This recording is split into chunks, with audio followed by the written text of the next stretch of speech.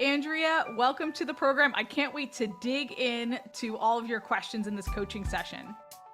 Thank you so much. It's so good to be here, and thank you for making the time to coach me. Yes, absolutely. And we were just talking offline about we're both kind of Philly girls or ex-Philly girls.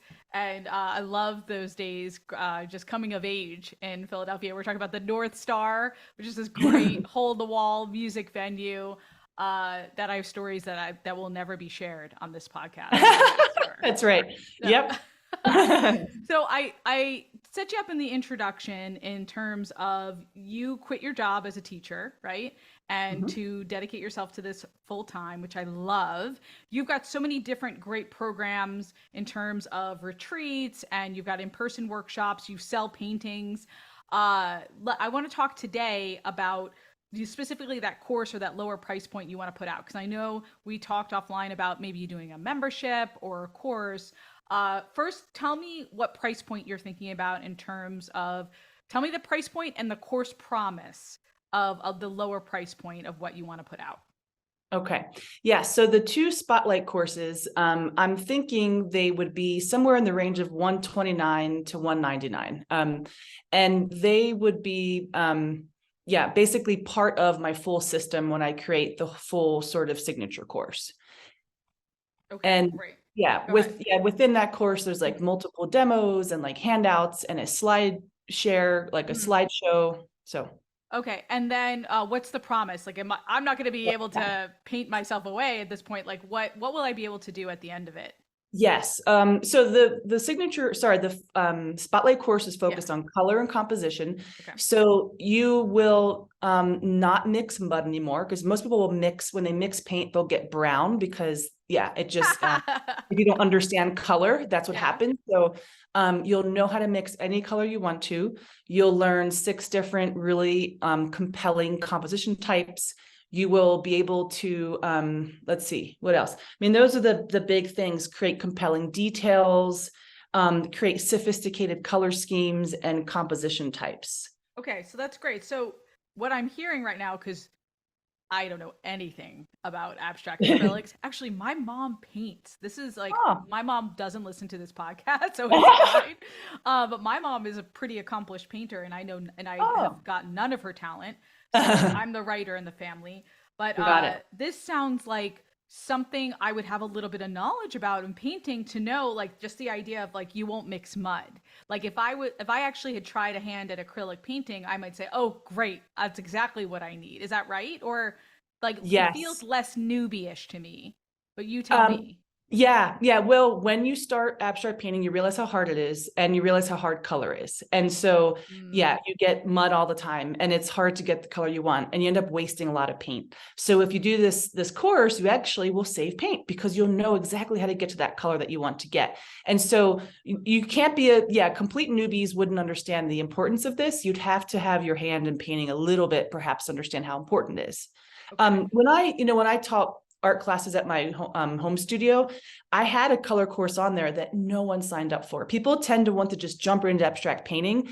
And so that's, my only concern about this course, the color course, right, is that people just want to get into abstract painting, but you really can't get good at it until you understand color.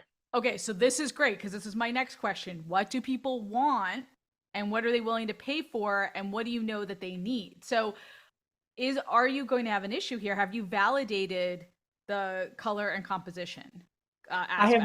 I have not validated it yet. And so my plan is that, you had one of the podcasts talked about having different ways to have like trial groups, right? Yes. So I want to do a trial group of 5 people that will jump in and do this course as a practice run, right? Okay. Love that. I mean, I've sent out surveys and things like, what's most important to you to learn? And color is on the list for people for sure, but I think I have 10 responses to my survey. So that's the thing. It's tough sometimes. Yeah. So that's the thing. But, okay.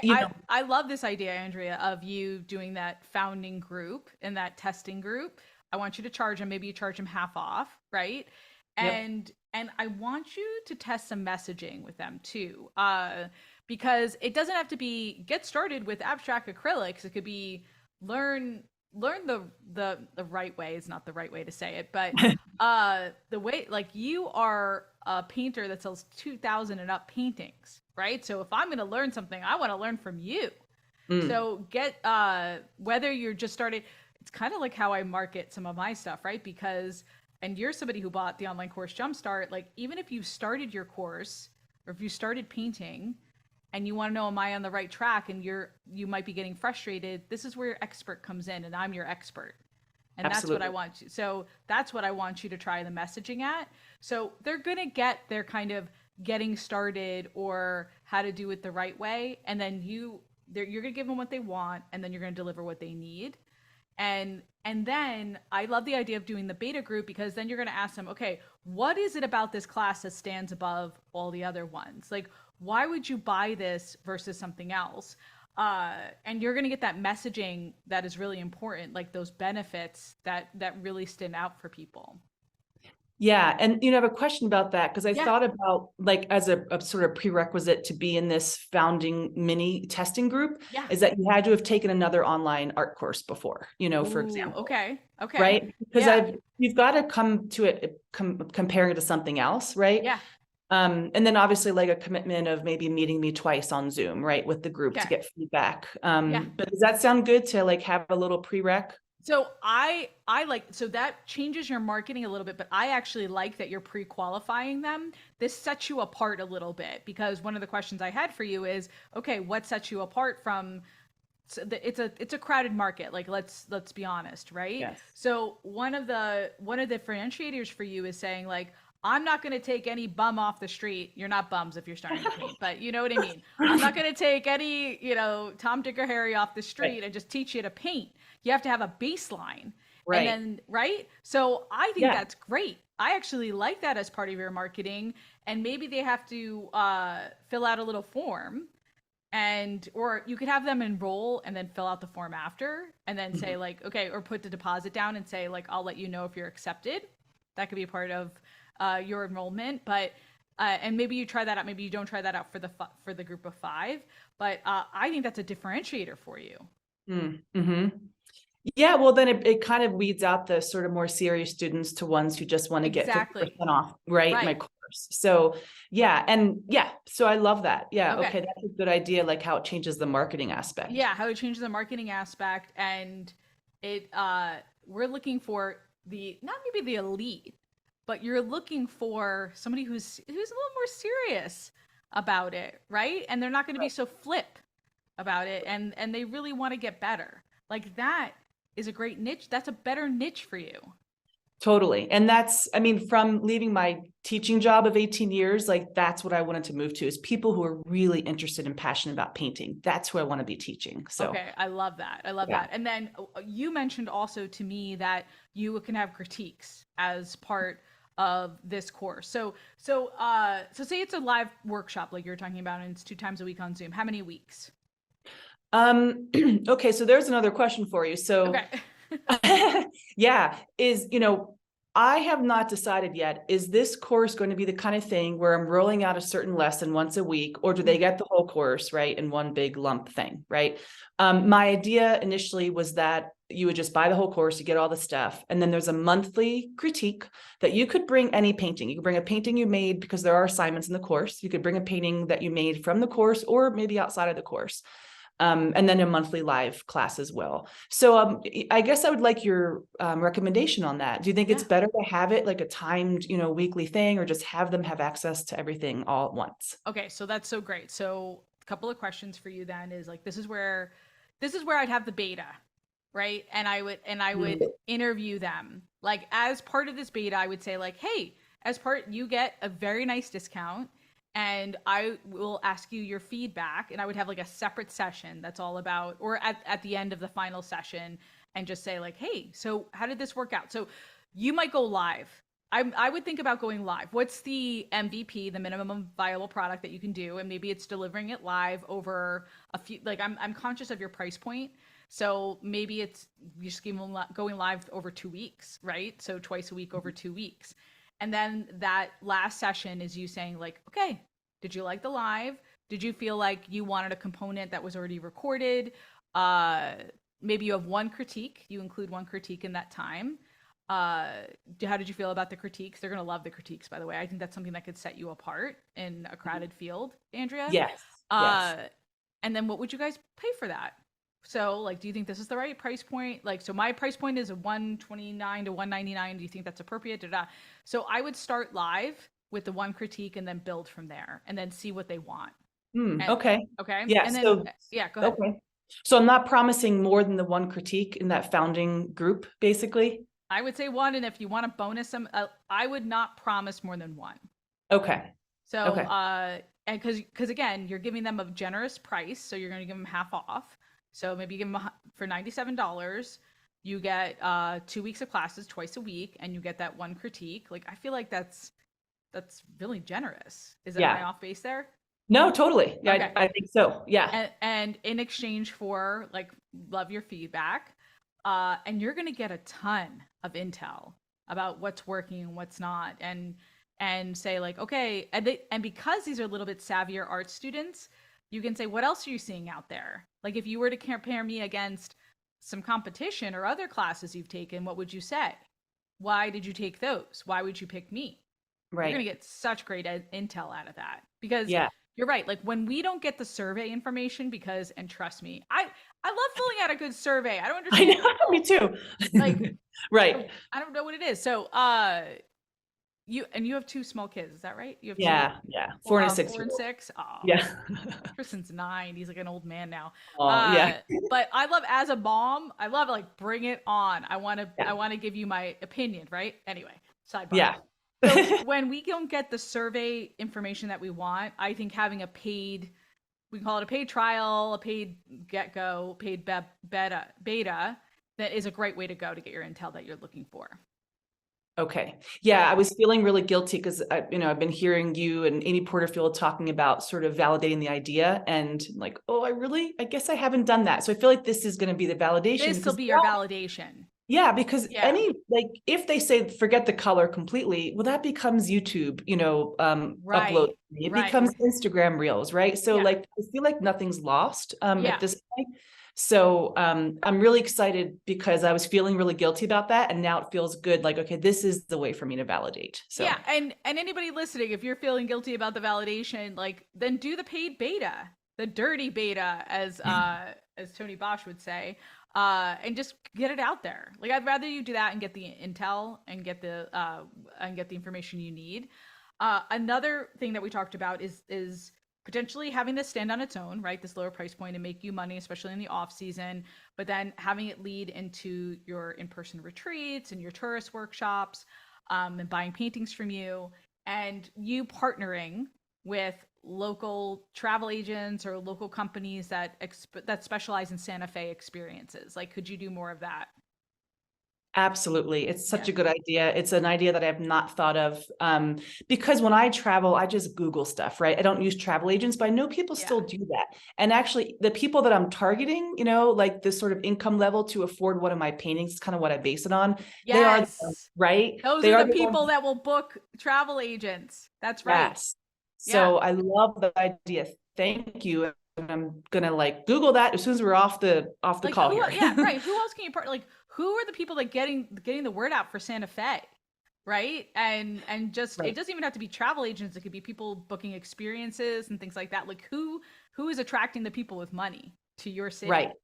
Those are the people you want to team up with. Who are the connectors? Yes. I did another coaching session with this woman, Lauren Doyle, and she has a travel agency. So we brainstorm a bunch of opportunities. So I want you to listen to that one as well, Andrea. That's a great one. So and her course is a little different, but it's the same kind of idea. Like who can you partner with to get the word out? And then maybe, in the future, you think about packaging this course. Like if somebody books a high-end retreat, you say like, hey, and bonus, you'll get this class to prep you and get you started. So it could be, depending, it could be an incentive for people or to keep them engaged. I don't know what your drop off is. Like if 6 people book a retreat, do you get 6 people showing up, or do you tend to get drop off? Yes. So this can be an engagement tactic for you as well. Oh no, they all come. Oh, good. Okay, good. Right. It's a great idea. Yeah. Yeah. Okay. Yeah. And one question about that, I actually thought about if you take a retreat, you get a discount in the course or vice versa, Yeah. would be another way to do it. Oh, I love it. So maybe you put the price of the course towards your retreat. Right. So the only thing that gets tricky, and this is where segmenting is so important, like grabbing the people who are looking at Santa Fe, right? Like, ooh, who, and that's so important for you, right? Like to Santa Fe publications, like, can you target people that, like Santa Fe magazine? There's got to be a Santa Fe magazine, right? Yeah. Totally. Like people looking at that, like how can you grab that audience and Right. and then yes, maybe you put the price of the course towards the retreat and you incentivize them. Right. And yes, yeah, I could see you doing a promo like that as well. Yeah. Yeah. Yeah. I think that's where right now, I'm struggling a little bit with the promotional aspect, right? Yeah. Is it takes money to invest, in that promotional stuff, unless I'm going to do it all myself. But I'm really busy with creating the course and my children and all the things, right? Yeah. And so, just that, and having a brick and mortar rent to pay each month, right? So I'm in this Right. place of, do I go ahead and just invest in some of these things and get some people out there to help me, like public relations or whatever it might be? Because I feel like I'm exhausting pretty well the free things in Santa Fe, like the city website and stuff like that. Yeah. But I need like another level up to like, Yes. So I yeah. would think about partners and affiliate partners for you, and Okay. like partnering up with those travel agencies and giving them a cut and saying Okay. like and then like I wouldn't give them like 50%, but maybe give them Right. 10% to help you find those leads, so you're not having to do all the work, and then Yeah. you're just delivering the service or the product, and you might end up raising your costs for that, right? Right. So Right. especially if they go through the travel agent, maybe there's like a 10% surcharge, and then that's the affiliate fee that they get for you. Right. Okay. Right. So think And about what where you can get leverage. Go ahead. Go but ahead. that surcharge would be on the travel agent's end, right? So like, Correct. yeah, nobody would see that. I mean, unless they went to my website and saw my They actual would price. never know. Right. Really? They would. Because they're not going that far. Okay. I doubt they would go that far. And Yeah. then you say, oh well, actually we throw in a bonus for you or something, like the difference in cost is X, Y, and Z. So you justify that. Right. But yeah, so who can you leverage, and who can give you those lead opportunities, so you're not having to work that much harder. So I think partnerships are really important for you. And then maybe they have it on their website too. Maybe the Santa Fe artist course, low price point course, maybe you give them a discount, and that becomes the gateway to coming to see you. So there's other ways for you to promote yourself that without spending money, and like you just get them a cut. Okay. Yeah. I love that. That's a great idea. Okay, good. I know we've got to wrap up in a minute here. What haven't I answered for you, or do you think would be helpful? Okay. So let's I see. know you got a list. My little list of questions here. I think we went through, here's an idea for you. Yeah. I'm having a hard time with the title of my course. And Okay. is there a person I can hire for that? And should I trademark my title? Okay. I do not think you should hire somebody to do your titles. I just don't. I'm like, if you're gonna, I'd rather you hire somebody to do your trademark. So I just did a podcast with a very savvy lawyer, legalpreneur, Andrea. So that will, I'm not sure of how this is gonna work out with this coaching session, but she would say you can apply for a trademark yourself, or you can pay an attorney to do that for you. But there are ways for you to do it. I'm not a lawyer. You should listen to this episode. Here's what I'll say. I have some students trademark, and I have others who do not. Trademark definitely protects you. So I think it, depending on where you're at, and can protect your in-person retreats and things like that. Now, as far as the title, I'm a fan of titles that say what it is, with the benefit baked in. So acrylic. So, and I start with the keywords. So I know it has to say acrylic abstract, right? Yep. I don't necessarily need to say painting, because painting is inferred, right? Mhm. And then it's not beginners. So what is it? And then I know it's color and composition, acrylic abstracts, and then like, what's the other benefit or keyword that needs to get in there, Andrea? Well, that's the thing I'm sort of struggling with. Yeah. Because what I thought about was something like texture lab, color lab, like have them each little course be called like a lab, and then the Okay, big I like course, that. Yes. yeah, and then the big course is something like I was thinking foundations of abstract painting, foundation, or like maybe using my name within the course, because it's a method Yes. of That'll that's be specific to me, Yeah, what do you call your in-person retreats? I just call them 3-day painting retreats. I don't have like a fancy name, so maybe I should think about having a Yeah, fancy so painting with Andrea or, something like that. Yeah. I think would be good. Like you're not gonna be able to trademark. My understanding, I'm not a lawyer, is that you won't be able to, you'll have a very difficult time trademarking something like, what was it? Foundations of abstract painting. Yeah, like it's too generic. Like, but Got it. Okay. if you did something that with your name in it, easier to, so here's what I suggest. Think about something with your name in it, Okay. or like a different word or name that's meaningful to you, like combination of your kids' names, right? Right. That you can call your retreats, your course, your workshops, and maybe you're consistent about that, and it's like the course, the workshops, the 3-day experience. And then you trademark perhaps that company title that's very unique to you. Okay. Okay. I mean, right now my business is Santa Fe Painting Workshop, so it wouldn't really be that. It'd be like the course within the business. So it would be Santa Fe Painting the course, but yeah, it's not. But that's why I like the idea of like you doing like a unique name. Right. Okay. And then trademarking that, and then just calling it course, workshop, retreat.